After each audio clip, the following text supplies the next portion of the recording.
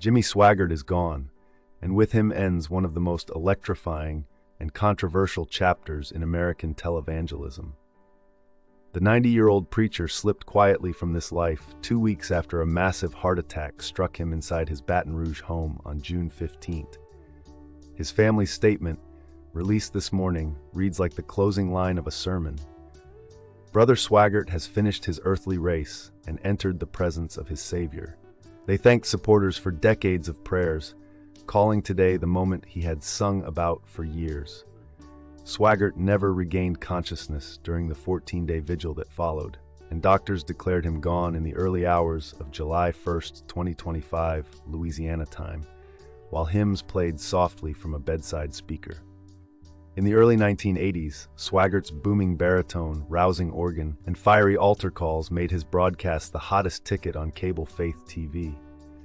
Viewers mailed in donations so freely that Jimmy Swaggart Ministries reported a staggering $142 million in revenue in 1986, dwarfing many secular networks.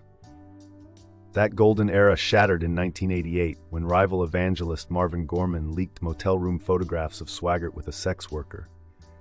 The images flashed across newspapers. The preacher wept on live television, admitting, "I have sinned." The Assemblies of God promptly stripped him of his credentials, and affiliates fled.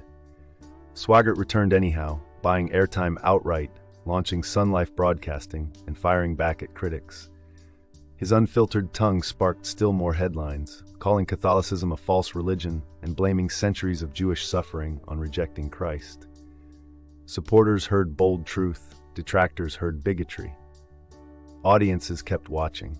Finances never returned to their 80s peak, but investigators estimate he still leaves behind roughly $10 million, built from album royalties, real estate holdings, and a remnant donor base that never lost faith in their pastor. Tonight, as the Sun Life Choir rehearses without its founder, questions linger.